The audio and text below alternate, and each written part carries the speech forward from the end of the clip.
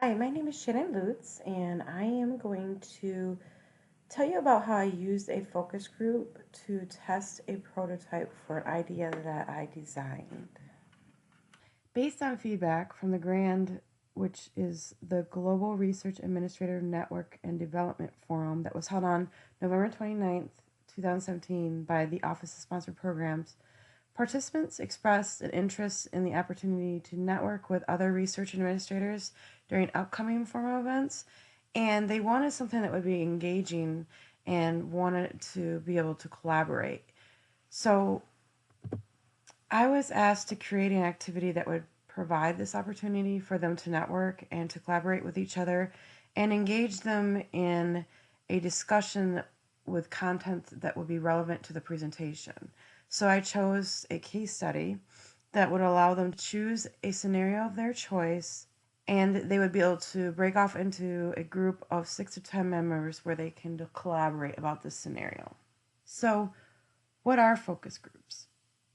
A focus group can be used during the testing stage of the design process to learn more about the target market and its users while providing valuable insight into how the product can be improved.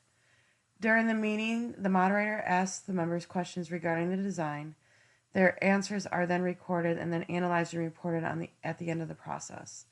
So there's advantages to using a focus group. The focus group helps designers to get in contact with lots of people fairly cheaply, get a clear idea of the target market, what they think and what they want, gather opinions on concepts and ideas, and not how they would actually use the prototype or design. You got to keep in mind that doing this and discussing new ideas, it can create new ideas that are not always reliable. So, how do I conduct a focus group? I selected participants. I selected a group of 6 to 8 participants who closely matched the profile of our audience. I chose a moderator. The moderator presents the idea and design, asks questions, collects data. You want a moderator that relates well to the people in the group so that the people will feel comfortable enough to share. You collect the data, decide beforehand what data you want to collect, and design a series of questions that solicit this information you are looking for. You can either record it, videotape the session, or hand out a questionnaire that the participants can answer. And then you incorporate the feedback. So once the data has been collected, you can make changes to your idea or design. Meet the members of my group. I asked about 6 to 8 people in my office to help me with this and to meet and this look over my prototype, which was the case study. And the 5 that attended this meeting were the training coordinator for the Sponsored Programs Administration, a technical support lead who helps with user experience labs, a data analyst who is also with the Sponsored Programs Administration, the administrative assistant who provides administrative support to the Office of Sponsored Programs, and then a project manager for the Sponsored Programs.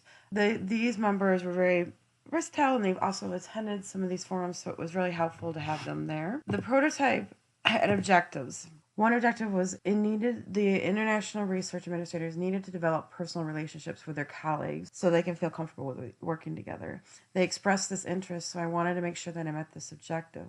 The second objective was that this agreement and budget case study will allow the participants to meet and network with other research administrators on campus, share their own personal experiences and knowledge if needed, and then hear others' experience to develop a resolution to the predetermined scenario of their choice. So after the group looked over my prototype and then answered the questions, I got some feedback.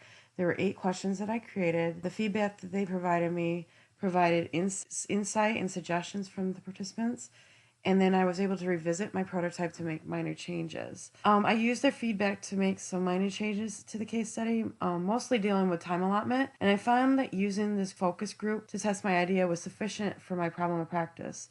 The information that I gathered at the meeting is very helpful, and it's helping me to make some final adjustments and to prepare for the actual event.